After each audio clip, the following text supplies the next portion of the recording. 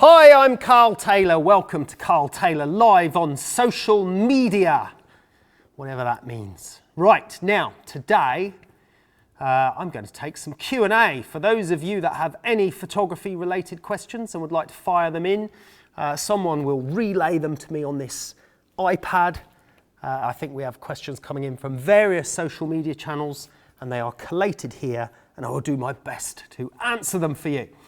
Fire questions in, guys. Happy to answer those today. Let's have a look at a couple of things that we're going to talk about. I have something really exciting that I want to talk to you about.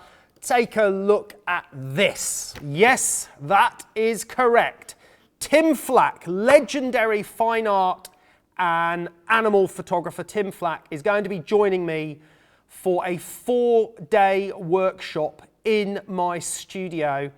And he's actually going to photograph an animal. We've got the full itinerary published here, the full schedule of the 4-day workshop. We're going to be going out to dinner with you guys. We're putting you in a lovely hotel. We have the whole thing sorted. We're going to be doing advertising product shoots, beauty shots, and an animal shoot on a beautiful horse and another animal as well, all here in this amazing studio space. I can't wait for this. This is going to be on the 12th to 15th of March. If you'd like to learn more about this workshop and you'd like to be part of that small group of people that are going to take part in this workshop on the 12th to 15th of March, find it on our website. Go to our blog. Ashley's put together a really nice blog post about this workshop and a little bit about some of the things we're going to be covering on color theory, human visual science, all the sort of thing that Tim and I apply to our own work. That's covered in this blog post, and then there's a link from this blog post over to the itinerary page and everything you need to know about that workshop. So if you're interested in coming on a workshop, a once-in-a-lifetime opportunity to come on a workshop, legendary photographer Tim Flack and myself here covering a broad range of subjects, then check that out. Be very looking forward to welcoming you here. Right, now let's move on. What else do we want to talk about? I want to talk about this guy. This guy here is called Didier Noiro, okay? Now, those of you that have enjoyed the Blue Planet and Blue Planet 2 and lots of those amazing BBC natural history programs that you see, and others as well. Now, Didier Noiro is a French underwater filmmaker, and he's very well known and well respected in the filmmaking circles and in the underwater community. He's just launched his own YouTube channel, and I just wanted to give it a shout out because I really respect this guy, really respect his work. He does some amazing stuff. He's just launched this YouTube channel, and I think it would be great if you guys, if you love good quality filmmaking, natural history stuff, it'd be great if you could head over to his YouTube channel. That's Didier Noiro, that's Didiernorot. And I think Didier is going to be publishing, you know, lots of little short stories, bits about his work and some of his amazing footage. And yeah, I think, you know, if you can support the guy, subscribe to his channel and follow him, that would be amazing because he does some really good stuff. And as I said, he filmed for Blue Planet and Blue Planet 2 and all sorts of stuff like that. So he's a really cool guy. Now, talking of the underwater world, we just launched a video yesterday on our YouTube channel. This is me underwater with a 28,000-pound Hasselblad stuffed inside that underwater housing. This is a H6 camera. I'm filming this scallop diver. He's a professional scallop diver, and I'm filming him for a short film that I made. Now, no one's ever put a H6 in an underwater housing. This was actually a housing for a H3 camera that we had to make a few modifications to basically get this to work. And this was all for a short film that we just made for Hasselblad. And this film has just appeared on Hasselblad's YouTube channel. So if you head over to Hasselblad's YouTube channel, I would love to hear what you guys think about this film. It's just a 5 or 6 minute long film. Probably have padded out a minute longer from the extra titles that Hasselblad wanted to put on this film. But what's interesting about this film, apart from the underwater sequences, is that I had to make a short film. I was commissioned to make it only using the H6 medium format stills camera, which has, many of people don't know this, but has got a 4K video mode. And the video mode is really high quality because it uses the medium format sensor and it uses its own codec. So this was basically a demonstration of what the camera can do using different lenses. So basically, you know, I had to use this camera, lots of prime lenses, filming on fishing boats, getting in a dry suit, loading it into a housing that it didn't really fit in, getting in the water, working out ways I could film this scallop diver doing his job, and then putting this all together as a short story to demonstrate the H6 used in that type of environment. And it was a real challenge. The team and I really enjoyed it working with these guys. And as I said, the behind the scenes making of it is on our YouTube channel. So be really, really appreciate it if you could check out the film on Hasselblad's YouTube channel, give it a watch, leave comments below, let us know what you think of it, that would be great. And then, you know, if you'd like to see the challenges that were involved in making that short film and how we did it, you know, the time lapses, the sequences, the underwater stuff, all of it's all in the behind the scenes making, which you can find on our YouTube channel. Hasselblad have actually published a behind the scenes as well, but they've completely obliterated our edit of the behind the scenes, and we don't like it. So you can go and check out our own behind the scenes edit of it instead, but the actual film you'd need to watch on their channel. So if you get a chance to do that, that will be great. Right, we've got a question come in here. I'm just going to see what it says. James Parrish says, I'm looking at purchasing an Octabox for a speed light. I'm debating between the 36-inch versus the 48. Which would be most versatile for both full body and headshots? Well, it's very clear, simple, James. Always the bigger one. The bigger softbox you can do more with, because when you use it close, it's softer, and you can still use it further away and it will be harder. But if you've only got a smaller softbox, then it can't get any softer than when it's just, you know, a foot away, 30 centimeters away. So therefore, the bigger one's more versatile because you can make the bigger one smaller by moving it further away or by masking it slightly. So I always recommend go with the biggest softbox you can afford and that you can fit in your space, because you have far more versatility with what you can do with it. Now, over on our education channel, you might find this useful, James. We've put in a new search function here. So for example, if I type in softboxes, you can see with the new search function now, we've got lots of different search results will come up on everything related to softboxes here. So you can see all these results coming up on softboxes. So the new search function is going down really well. People are enjoying using that as well.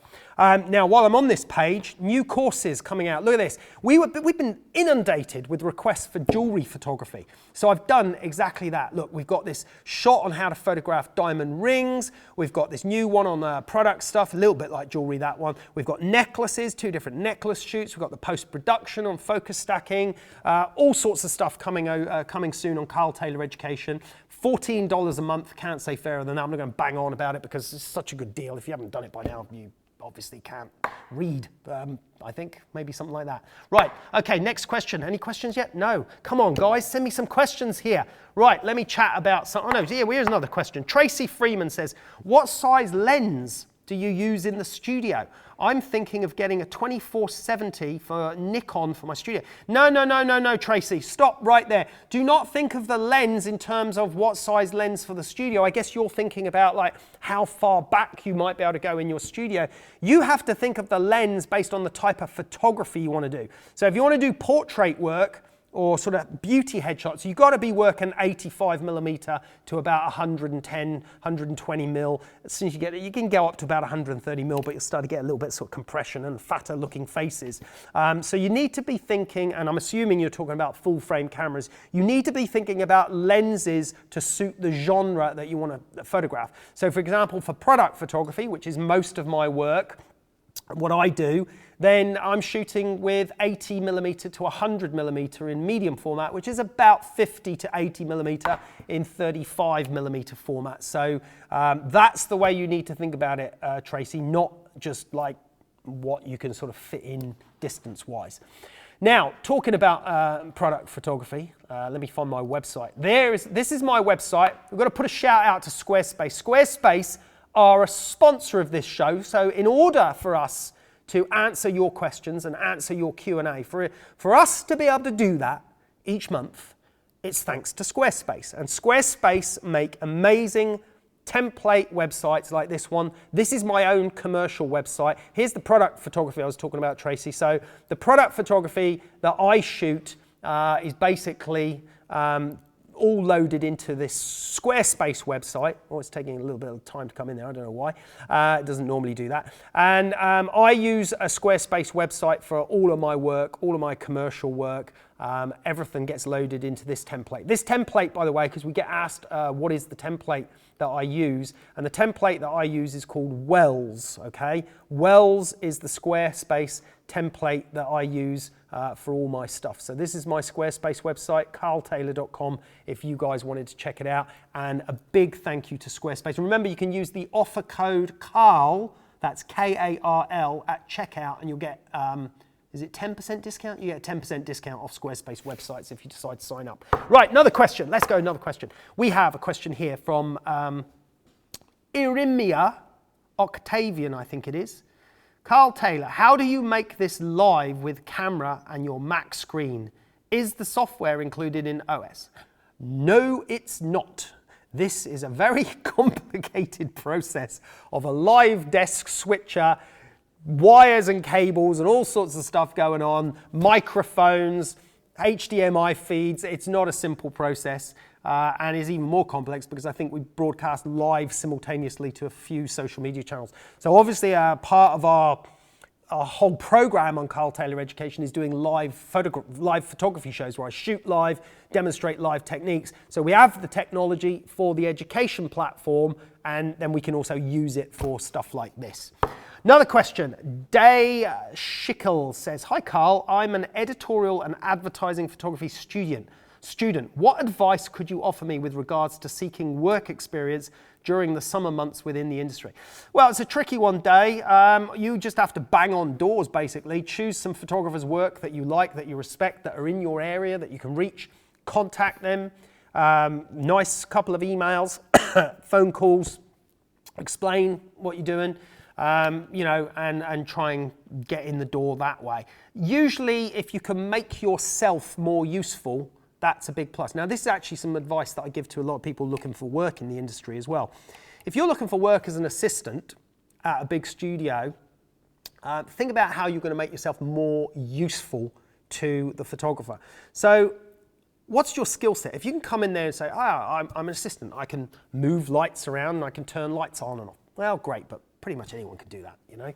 Within an hour, I can teach someone how to change f-stop ranges on a lighting power pack or on a monoblock light. So not too difficult either. So the photographer shouts out, drop it 0.3 of an f-stop. You know, I can teach someone how to do that in an hour. So obviously if you know that already, great, bonus.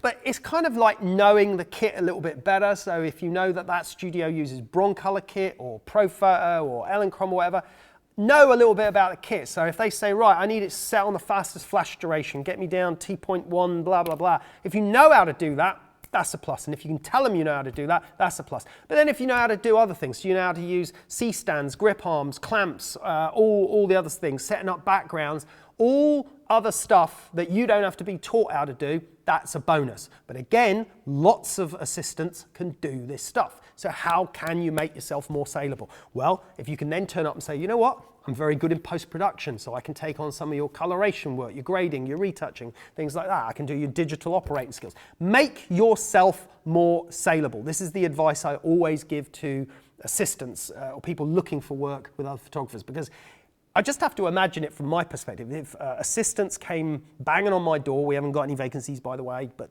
if they did, then it's always a case of, well, what can you do? Okay? And the more you can do that makes my life easier, then the more likely I am to give you an opportunity. Okay, who we got next? Hrithik says, hi, I'm from India and I like your videos very much. Please say hi to me. My name is Hrithik Trivedi. Did I do it? I think I did it already. Hi, Hrithik. How you doing? Hello in India. Next question, Hamed Moradi. Mr. Karl, I want used material for diffuser. What's your opinion? What is the best material for diffusion? Well, the best material for diffusion is the diffusion material that we use. You can find it on karltayloreducation.com in our shop section. It's a special diffusion material for photographers and the film industry. Okay, what have we got next? We spoke about the new courses coming. We spoke about Didier Noiro. We spoke about that. Live shows. We've just finished up a week of filming with retoucher Victor Fesch. He did 2 amazing live shows with us, a talk show and a live retouching show. Those were great. You can watch those on replay. December, wow, it's coming around to December already. Can you believe it? That means I'm going to have to go and do some Christmas shopping. There is nothing more I loathe than going and doing Christmas shopping, okay? I am probably going to pay someone to go and do it for me because I loathe it that much. I know that's a horrible thing to say. I just can't stand shopping, right? Anyway, now, talking of shopping, oh, this is a good idea. Look at this, right? We're going to do a product photograph of a high-end handbag, whatever that means, a high-end handbag. So I'm probably going to have to go and buy this handbag. So I think what I'll do is I'll buy the handbag and then give it to my wife for Christmas. That is an extremely good idea, and I've just thought of that right now. But anyway, what that means is that we are doing a product shoot live on Karl Taylor Education on handbag photography on the 6th of December. And then on the 12th of December, we are doing a members picture critique on product photography. And then in January, I have amazing Russian food photographer, Anna Pushtinikova. And I say Anna because that's how she pronounces, even though it looks like it's written Anya. She's coming back. Remember, she's been with us before, did a whole load of food tutorials. She's back with us in January for a week filming and for 2 live shows as well. She's going to do a talk show and we're going to do a live food shoot show. So if any of this stuff interests you, product photography, food photography, that's all coming up in the next couple of months. And of course, if you're new to photography, we got all the beginner stuff as well anyway, everyone, over on our education platform. Right, now, more questions. That's what we're here for. We're here to do a Q&A. Even though I have to try and push our brand at the same time, we are doing Q&A. What have we got? There's so many questions coming in now, it's crazy. Schmert11 says, hi Karl, back in the days of analog cameras, did you ever use large format ones? Yes, I did. I used to use a Sinar 5x4 film camera, loved using that camera. So yes. Puto Mine says, what's the best camera for both photography and video shoot? Well, there's lots of good options like that. The Nikon D850, amazing 35mm full frame cameras, got video mode. The Canon 5D Mark IV, some of the older Canons, we've got 5D Mark IIIs, perfectly good video mode. My Hasselblad H6, amazing video mode. As you can see, if you go and watch that Guernsey Scallop Diver movie on the Hasselblad YouTube channel. Next question, FLB Photography. I really want some studio space. Approximately how large should a space be? How should I consider a minimum for shooting commercial fashion photography? That is a good question, and it's one that's difficult to answer. This studio here that I use is 24 meters long by 12 meters wide. In old money, that's 4,000 square feet. That's pretty big, and we've got offices upstairs. This is a big studio because we do a lot of big production stuff, the education stuff, the live shows, filming, videos still. So in my old studio, the one before this, it was about a third of this size. It was 11 meters on its longer, so it was actually a meter shorter than the width of this one. But in that studio, I could do fashion and product work. And I would say I was just at a squeeze for doing fashion work in there. So 10 to 11 meters on the longest length, and I think it was about 7 meters wide. I don't think you're going to get away with full length fashion in a smaller space than that. I hope that answers your question. Antonio Helfer, hi, greetings from Peru. Ask, you prefer tilt shift lens or normal lens for product photography? Use both. We use tilt and shift adapter on the Hasselblad system, which basically converts many of the Hasselblad lenses into tilt and shift lenses. Sometimes I use focus stacking instead. As a matter of fact, that's covered in these new courses. So this jewelry shot here, these jewelry shots that I did, which actually really got a lot of, I don't think we got a page, have we yet, with a picture on? Not sure. Yeah, no, there's no picture. But anyway, there's a mega amount of detail in those jewelry shots, and I used a focus stacking to do that. So sometimes focus stacking, sometimes tilt and shift. Mano Yertian, Tanane, I don't know how to say that last name, would love to see in-depth series of micro beauty retouching specific. Are you kidding me, Mano? We have tons of micro in-depth beauty retouching tutorials on our post-production section. We have absolutely loads of them, and they can't go any more in depth because we had a professional retoucher come in and film exactly every step-by-step process of beauty retouching. It's a massively long tutorial, and even if you're starting at the basics, there's a course by me on the beginning levels of that. Shaggy says, I have a 105 2.8 macro lens. Could I use this for portraits, or are there issues when using a macro lens in this format? The only difference I can see is how close they can focus. Yeah, you're kind of right. You can use a 105. Personally, I think a 105 is slightly too longer focal length for me. I'd prefer to drop back to about 85mm. However, it's doable and it's usable. The characteristics of each lens, and this is something that people don't always account for, is a 105mm macro lens is not exactly the same as a 100 or 105 other lens, because the way the lens elements are designed are to optimize it for macro photography, for close-ups. And there are certain things like the vignetting effect of the lens, the bokeh, if you want to use that phrase for the out of focus blur behind, the characteristics of distortion, barrel distortion, pincushion distortion, all these little minor factors all go towards what makes a really nice lens for portraiture or other particular work. And yeah, so there are lenses that are more specified as portrait lenses that would probably do a better job, but hey, no problem using it if you've got it. Bassi Edaho says, hey Karl, ever used a macro lens meant for food for portrait? This is the same question. There we go. I've already answered that.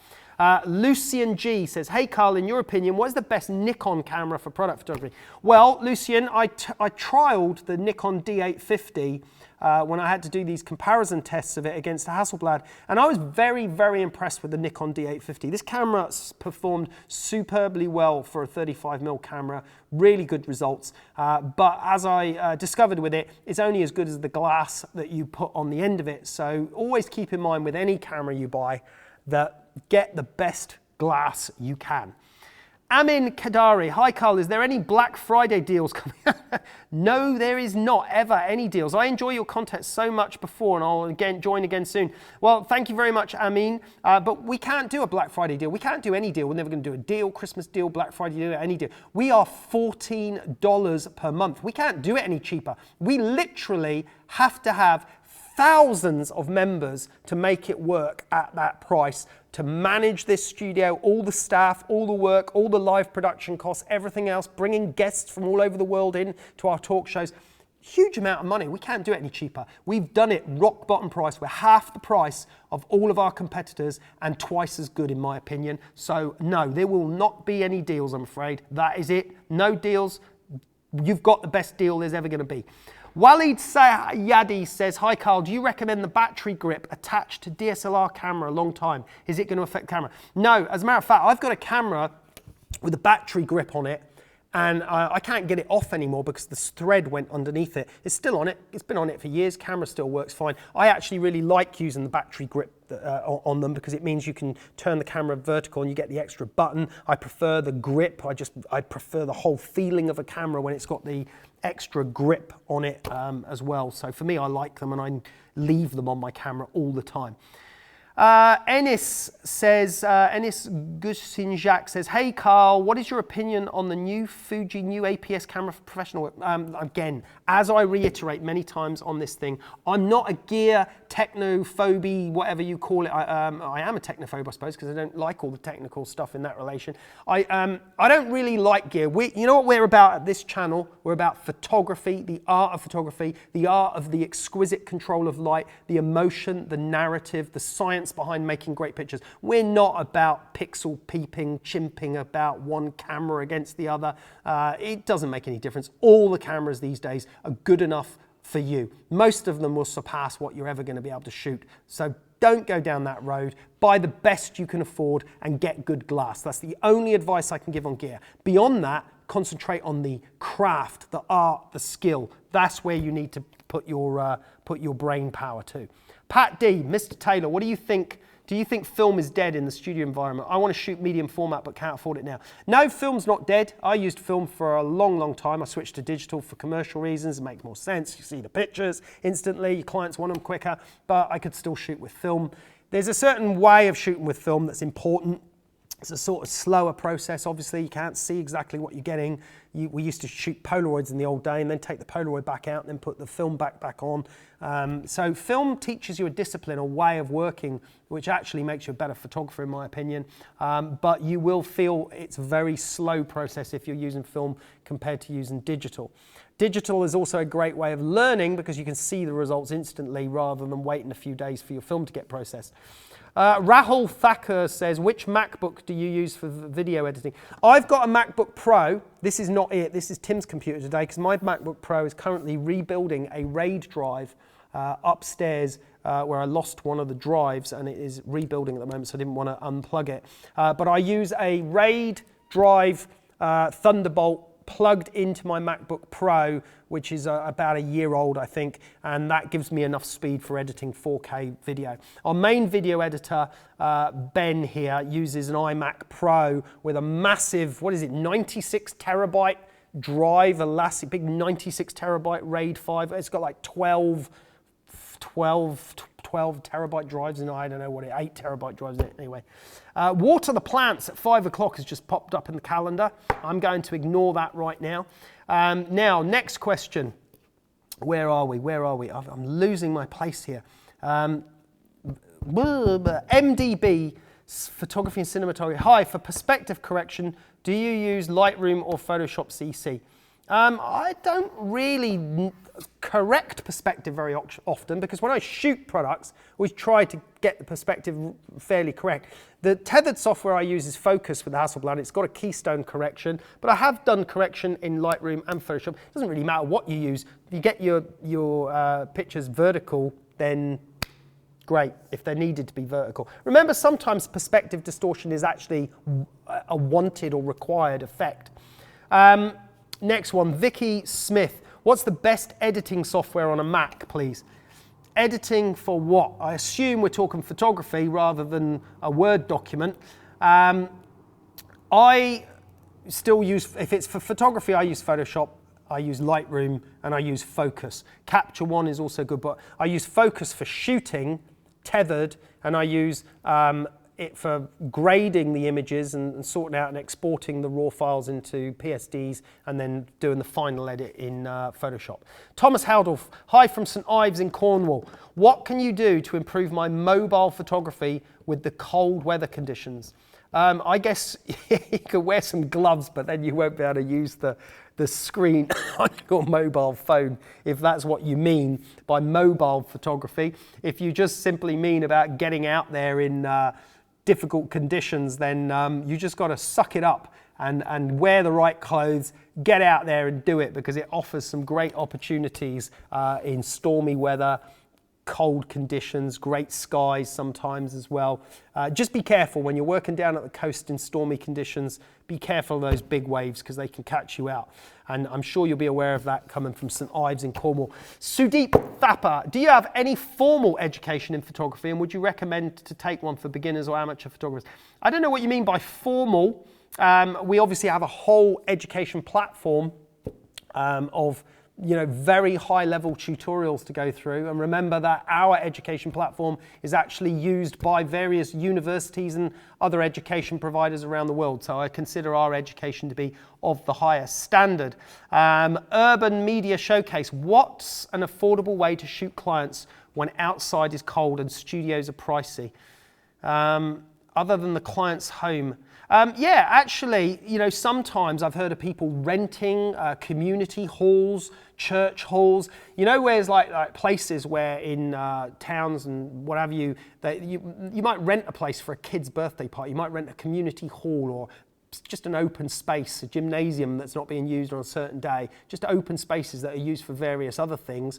Sometimes these places are available for rental, and you can literally rock up with your camera gear, your background, and rent it for half a day and do a shoot. And that can be a lot cheaper than renting a photography studio. Obviously, you've got to supply your own kit though, but actually some of these places have really nice big large windows, especially the old sort of church hall rental places, and then you can do some natural light portraiture in there.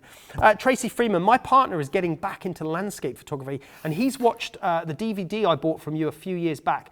Any more advice for him? He's using a Nikon D5100 7300. Yes, Tracy, get him to sign up to karltayloreducation.com, because we've got tons more landscape tutorials on there now since we did DVDs many years. We stopped selling DVDs quite a long time ago now, so everything's online. We've got way more stuff there. Vidyadar Power, to freeze liquid in product photography, is it necessary to buy high-speed sync strobes? Presently, I have the Elinchrom D light. By using those lights, my final output is blurry sharp. My DSLR, no, you see, you're getting confused. My DSLR max flash sync speed is 1/250th. You're getting confused there, Vidyar, about what freezes the liquid. It's the flash that freezes the liquid. So high speed sync isn't really necessary. The 2/50th of a second's flash sync just needs to cut out the ambient light, so that that doesn't leave an afterglow on your images. So make sure your modeling lamps are on low, your studio's darkened down, not lots of daylight pouring in. And normally if you're shooting at sort of f11, f16 at 2/50th, take a shot without the flash trigger on and see if there's any light recorded. And then if there isn't, you know that's just the flash doing the freezing. So what's necessary is to find flashes that have a fast flash duration burst. So some of the Elinchrom ones do. Broncolor Cirrus certainly does, and the Squarespace certainly do. You need to find flashes with a good T0.1 measurement, and you're going to need to be looking at least around about 3,000th of a second as the minimum flash duration at a T0.1 measurement.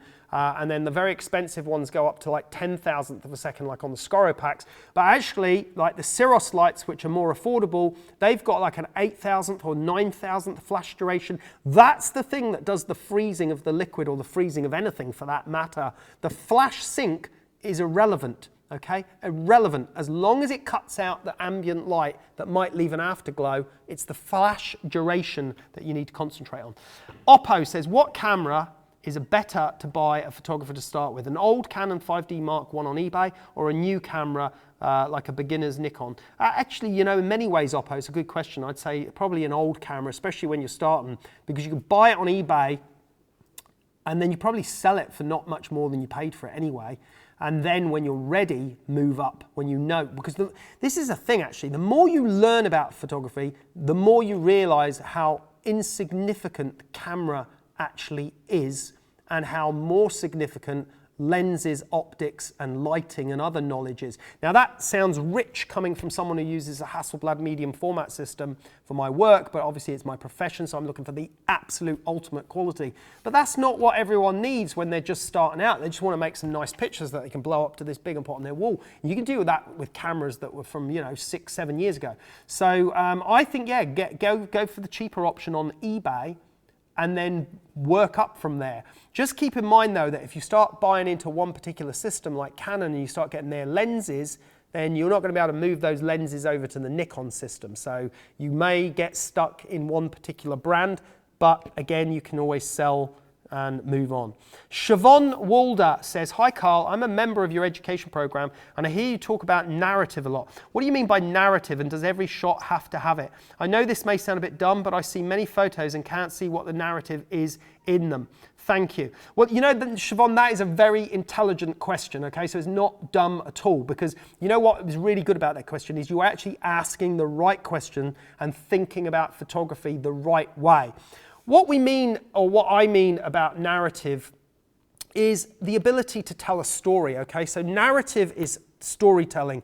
It's about invoking an emotion, invoking a story. So what we're trying to do in our pictures is invoke emotion, and we're trying to do that visually through use of color, through use of light, through use of composition, but also through narrative. So if we take this shot, for example, here on my Squarespace site, there's something going on in the shot that makes you feel this is a little bit of a sinister scene. She's holding the knife, there's a strong shadow, the expression on her face.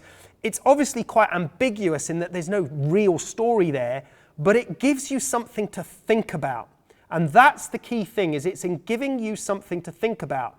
Now, if we take, again, another example, it's about anticipation, it's about the moment. So rather than just the model just stood there, doing nothing, then have something happening, something that's going to create anxiety, tension, anticipation. These are emotions, and those emotions are invoked through the message in the photograph. That is narrative. Now, narrative is very easy to apply, or more easy to apply in filmmaking when you're making a movie, because it has a storyline that you can follow through. But it has a storyline that evolves over 25 frames per second over a 6-minute, 10-minute, 1-hour period. With a still photo like that, you're talking about one still photo. But it doesn't mean you can't invoke something. So by having something happen, having some, you can get a feel for what the image means or what it does through the use of light and through the use of narrative. So that is basically what we're talking about here, Siobhan. Another good example like this one here, one of my older favorite ones here, is this model running away in this sort of mysterious, dark, eerie scene. It looks like it could be on another planet. So Siobhan, you win the award for the best question of the day, not the dumbest question, because you are thinking about photography rather than about gear. And that is going to make you a better photographer than those that concentrate on gear alone.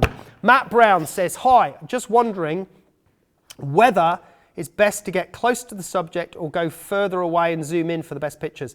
Well, it depends what you're shooting, Matt, but my preference would always be to go closer, because if you're shooting portraits, you don't want to be a long way away. You want to have a little bit of intimacy, discussion, shoot sort of, maybe 5-6 feet away max. If you're shooting products, I like to be quite close to them so that the perspective feels like you're more connected to them. If you're a long way away, it looks like that in your pictures. It looks like you shot them remotely.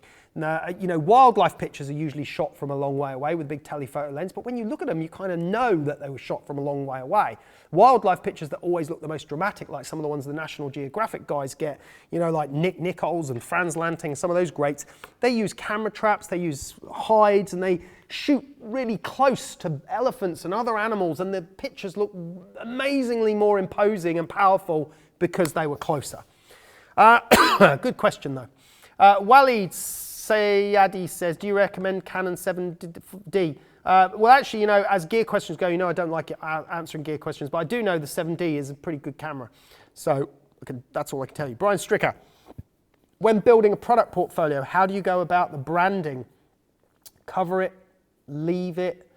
Could it be misleading to leave it visible, indicating you shot it for that brand? No, I don't think that's a problem, Brian. A lot of photographers, myself included, other product photographers that I know, like David Lund, Barry Macario, we've all shot for big brands, but we also shoot other test shots with brand names on. And those brands don't really mind as long as you do a good job. If they see an image of their product that doesn't put it in a good light, it doesn't make it look very good, then they'll probably ask you to remove it. So I think as long as you can do a good job, I wouldn't worry too much about it. Jay Kubit says, hello from Canada, Karl. Hello, Canada. Curious what your opinion is on white versus silver lining on parabolic softbox umbrella. Well, if you're using a parabolic modifier, not a parabolic umbrella, because there isn't really such thing as a proper parabolic modifier would be silver. Softbox, silver, because you want it to bounce the light through, but you want 2 layers of diffusion in there to scatter it more. With a softbox, you want homogeneous light. With a parabolic light with no diffuser on the front, you just want the light funneled straight forwards. That's the reason for it. Those people that buy deep umbrellas and then put a diffuser on the front of it, it's a waste of time. That's just there's no physics there that makes any sense, okay? Once it's diffused at the front, it's homogeneous. It spreads around evenly. So there's no need for it to do anything other than scatter the light inside, which is better if it's silver, but it usually needs that internal diffusion as well. So, you see these people using these special umbrellas and then just putting like front covers on it, and then it didn't need to be any, as long as it was an even light source, it's just diffused light at that point. So silver's my preferred choice inside. There are some umbrellas with white inside, but I'd rather shoot through a white shoot-through umbrella if you're going to do that. I'd use a softbox anyway, like Octabox 150 is a good choice all round thing. I much prefer parabolic lighting though for the three-dimensional look it gives. Brett Flirty says, do you celebrate Thanksgiving in Guernsey? No, we don't. And for those of you that are wondering what Guernsey is an island in the English Channel between France and the United Kingdom, very close to France. As a matter of fact, if you throw a stone hard enough, you could probably hit France from here. Actually, no, you'd need to be Superman, but you can see France from here on a good clear day. And that's where I live. That's where I'm from. And we're connected from Guernsey to London with short flights. And we're connected to France by boat, blah, blah, blah. No, we don't even know what Thanksgiving is, I'm afraid, Brett. I have very little idea about what Thanksgiving is. I know it's something that's celebrated in America. And if it's Thanksgiving right now, I wish you a good one. Richard Faulkner, have you ever had to put one of your lenses through insurance? I've had to put a lot of stuff through insurance, Richard. We flooded a camera recently on a shoot. That had to go through insurance. We've smashed studio lighting. That has to go through insurance. So, you know, you have to have insurance for your business and everything else. We actually don't break very much stuff at all. Generally speaking, we don't break much stuff at all. I'm not sure if that's going to be the same when we have Tim Flack coming in on this workshop, because we're going to have a horse in here, okay? A horse in this studio. It could be a little bit dodgy, but I'm told that the horse is going to be a really beautiful, well-behaved show horse. So I might have to take some extra insurance for that. Vicky Smith. Hi, Karl. What's the best way to get yourself known and your name out there? Now, this is obviously this is a question that gets asked over and over again. It's hard, Vicky. The first thing is you've got to have good work. If your work isn't up to it, no one's going to give a monkeys, okay? So have good work. Whatever genre or field you decide you want to shoot in, be it wedding, portrait, animals, product, fashion, advertising, make sure your work is right up there, and then market yourself in your your area, your demographic. First of all, you're probably going to be safer starting off with a business in your area where you can operate. So then think about, well, is the work that I'm shooting even relevant to this area? It's no good if you're like in a small town on the north of Iceland trying to shoot fashion for Burberry and Gucci, okay? It's probably not going to pan out too well for you up there unless they wanted to do a shoot up there.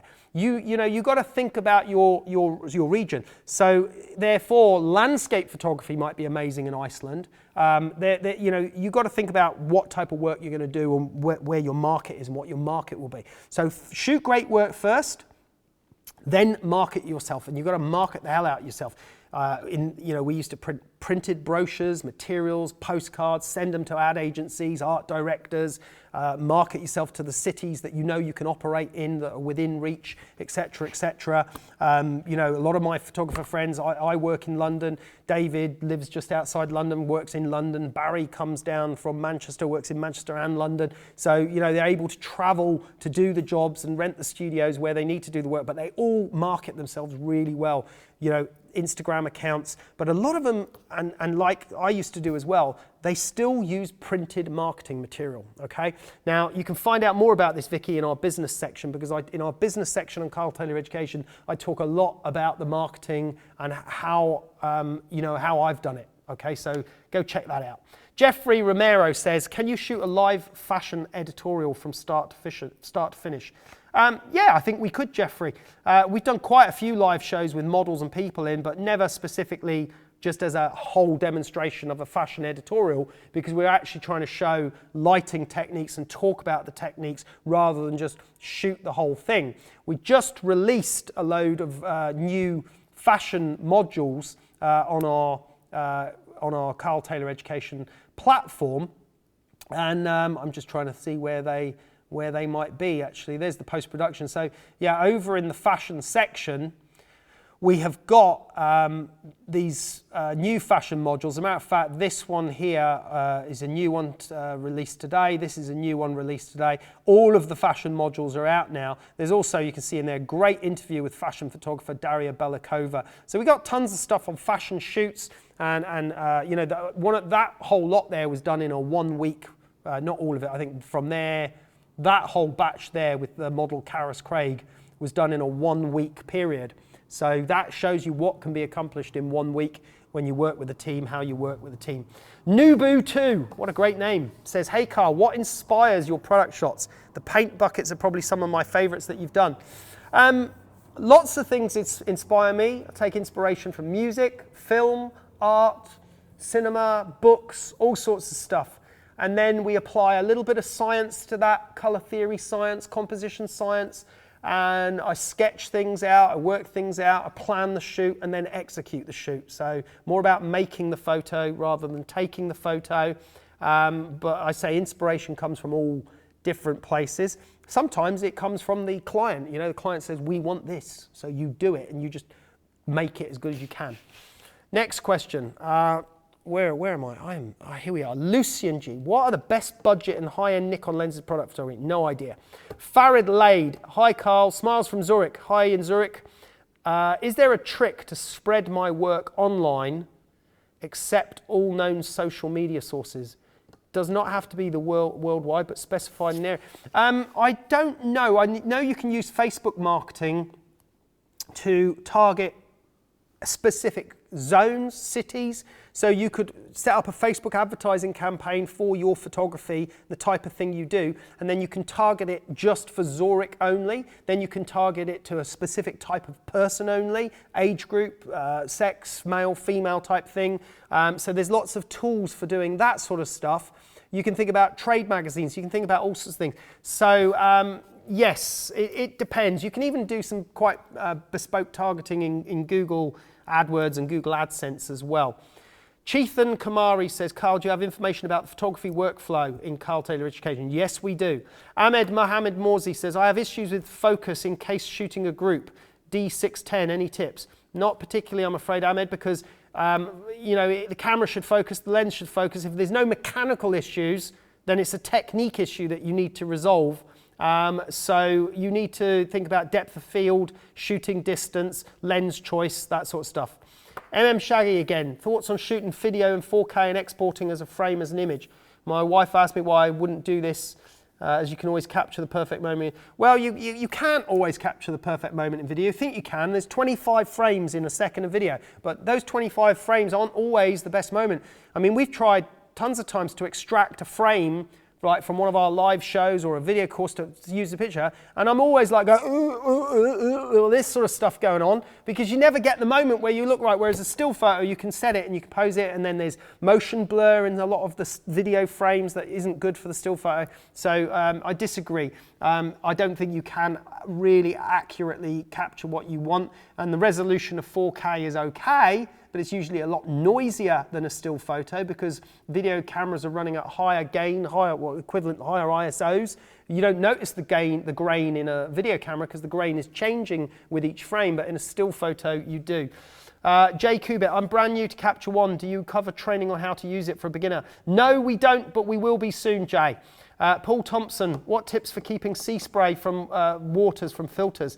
Did Peter at Lee Filters write that question in under a false name? I talked about this on a previous live show. Lee Filters have got a new liquid cleaning spray called Clear something or other if it was, and it's particularly designed for keeping salt spray off the filters. So go and check that out on their website. Martin Hertier, have you ever broken expensive photo gear? Yes, I already mentioned that before when the question came up about our insurance. As a matter of fact, most recent thing I broke was a Sony A7S II, completely flooded it in an underwater housing while filming on another project. So that was a wrecked camera. Now, what have we got here? Farid says, do you use macro slider or do you just focus from the lens? I just focus from the lens. Brian Dubenowitz, what do you think of the 6D? I think it's a good camera. Crass Peter Margaret, mirrorless Sony versus Nikon D800. Why? D800 probably, because I don't like mirrorless cameras that much. I like to see the actual photons hitting my eye through the viewfinder. Michael Fukashi, there's a lot of questions coming in. I've got 5 more minutes. There's no way I can take, no more questions, please. I'm going to try and finish these questions off. Michael Fukashi, I'm a member on Karl Taylor Education. Can you tell me what your opinion about the Broncolor Satellite Staro? The video on the Broncolor channel is not inspiring. Would you recommend it? I've got one over there. I assume you're talking about the one with the white acrylic perspex front and not the mirrored one. I really like the mirrored one. It's funny actually, I was at Tim Flack's studio. He's got one of the older big ones. They don't make them anymore.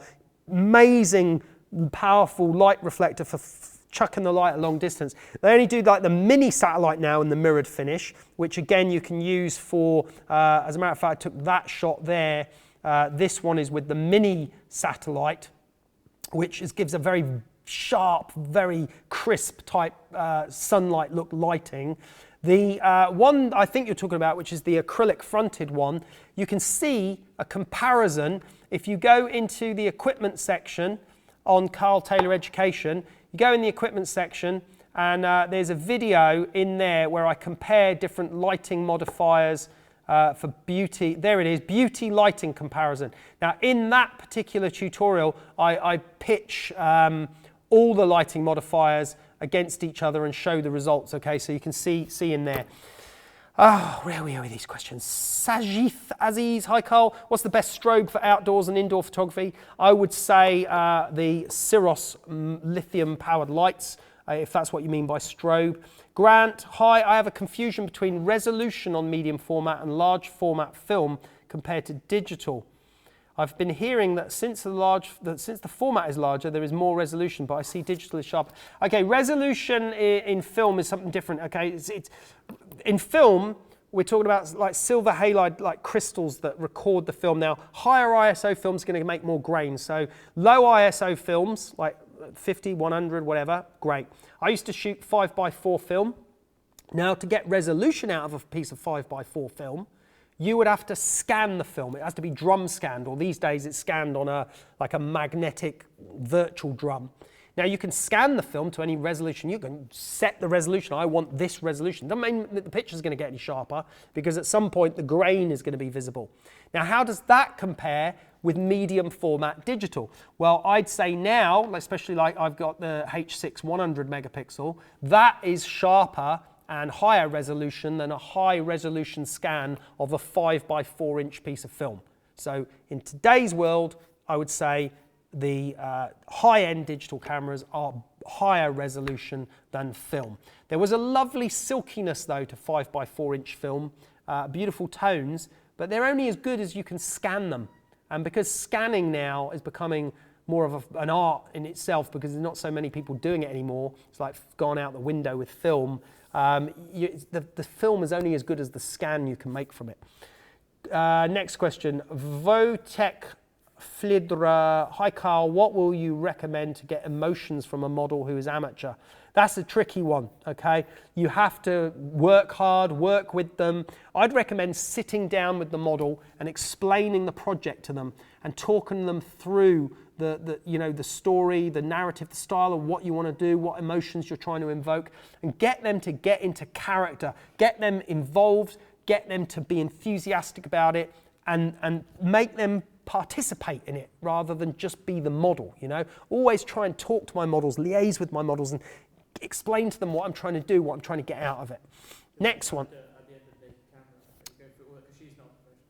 Right, okay, at the end of Naked Camera, yeah, we worked with a non-professional model. So in our portrait section, we actually have a chapter that covers that. I can't remember what the chapter's called, but it's about how to work with your model and stuff. So it's somewhere down here, right down here somewhere, yeah. Where is it? In there. 17, posing your subject, there you go. So that module's in there on Karl Taylor Education. Amin Kadari, another question please. I like how you use burning and dodging to make your photos feel the way you want. Is there a tutorial on your website to learn how to do it? Yes, there is, in the post-production section. Sunia Gill, hi from Pakistan. Why don't you use Nikon cameras? Why don't you use Hasselblads? I have no idea. That's a weird question. Clemen Florignac.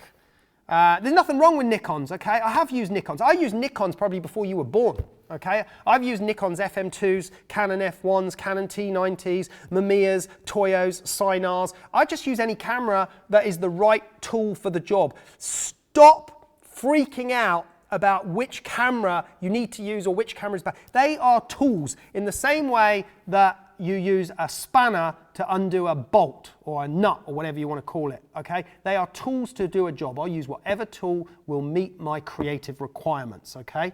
Clement Fiorinat, hi, nice to see your videos and photos. They are really good. Thank you very much. That's a kind comment. Photographing airplanes on airports. I need some advice or directions. What should I look when I photograph an airplane? I want to shoot something different, but I cannot find some perfect composition. I know this is off topic, and I hope you give an answer.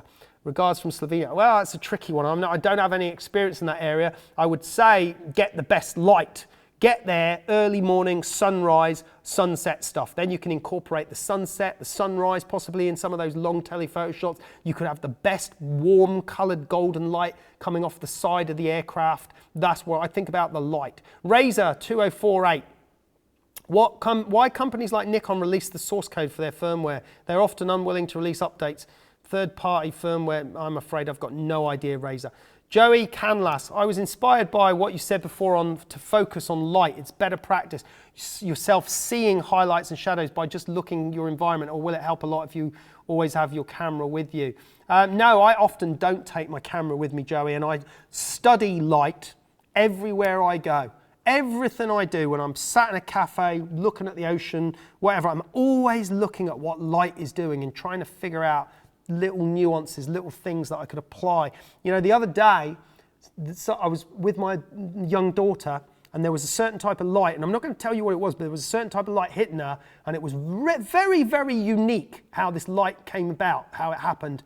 And I memorized how this light came to hit her in a certain way, and I thought, right, I gotta use that technique. So observation. Dave Scouse Jenkins, hi Karl, F-Stop has said the other day that a pro photo with its shrouded bulb gives the same result as a bare bulb with umbrellas. I know you're adamant this is not true. Can you give more science and examples, please? Absolutely. It's impossible, okay? Let's say, for instance, you've got to put a bulb in a parabolic reflector. There's the parabolic shape.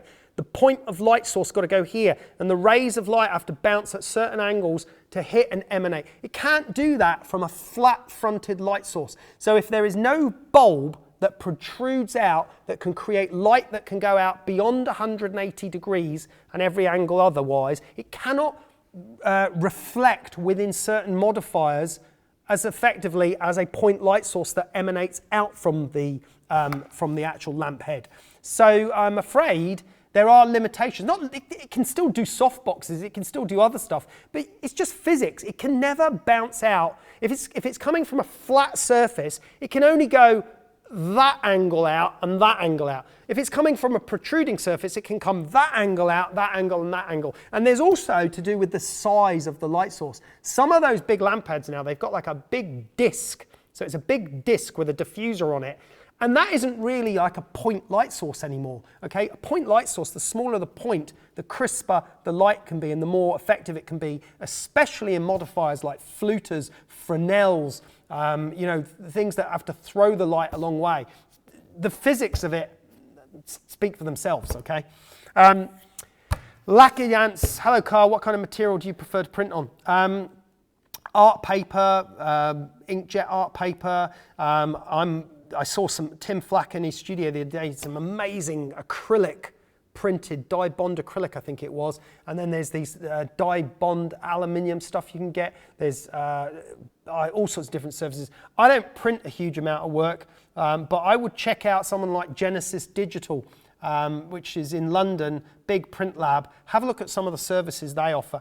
Joe Doherty, I just got a Sony a7 II. I'm new to it. I'm getting lots of grain shots with it. Any hints? I'm using Lightroom to fix darn stuff coming up with grain. Well, you got the ISO set too high, okay? So lower the ISO settings. Don't put the ISO on auto. Hugo Bertrand, hello from Mexico. Karl, how did you get inspired to shoot? And what are the main things that you take care in shooting? Thanks. I think you mean I always look for emotion. I look for light and I look for emotion. And then you build that with composition, color, you know, working with the narrative we were speaking about earlier. All of these things combined I'm thinking about all the time. But most often, Hugo, I've already thought of the shot that I want before I even go there. So quite often I'll recce the location, look at what's on opportunity, look at where the light's going to be, and I'll have it all figured out before I even turn up with the model or whatever it is. So it's designing the shot in your mind and sketching it, pre-visualizing it and planning it, and then making it happen. Gregory Sargent, if you add a grid to a 150 softbox, does it produce the same amount of light as a 120 because the grid reduces the angle?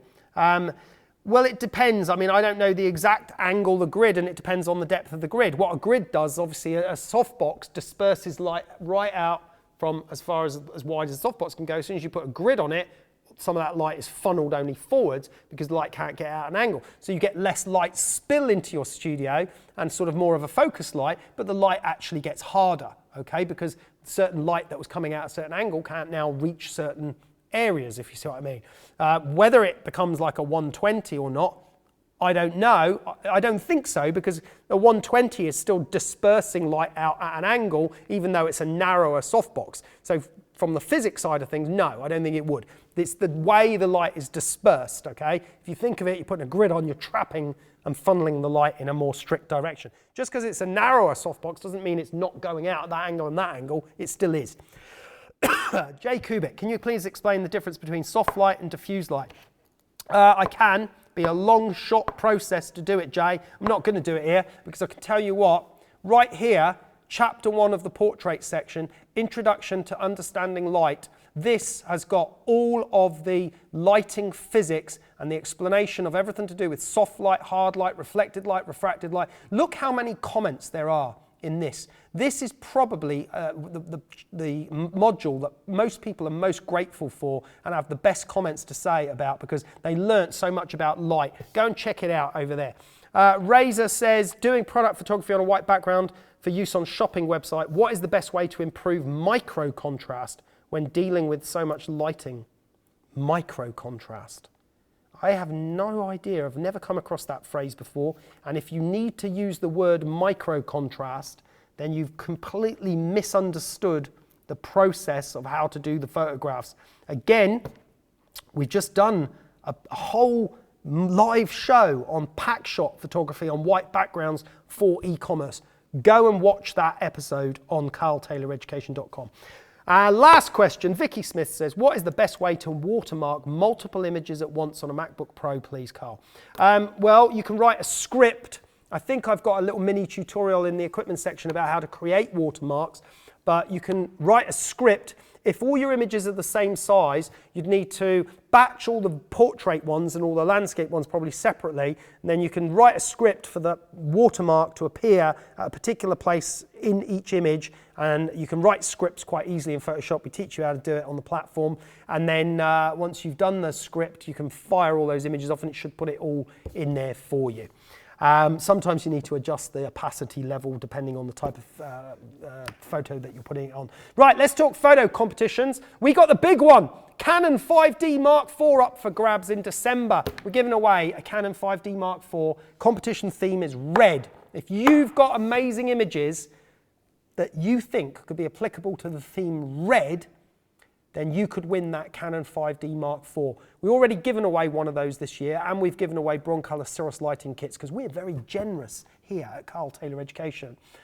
So if you think you've got what it takes, head over to our competitions page and check that out. Now, one more thing, just before I finally go, another thanks to Squarespace for this, but I really, really would like it, you guys, head over to the Hasselblad channel on YouTube, watch my new short film where I took a Hasselblad H6 camera underwater to film a professional scallop diver. I'd love to hear your opinions in the comments, and then you can watch the making of it, the behind the scenes, me underwater with this camera, over on the Karl Taylor YouTube channel as well. Thank you very much for tuning in today. I'm Karl Taylor. We'll see you next time.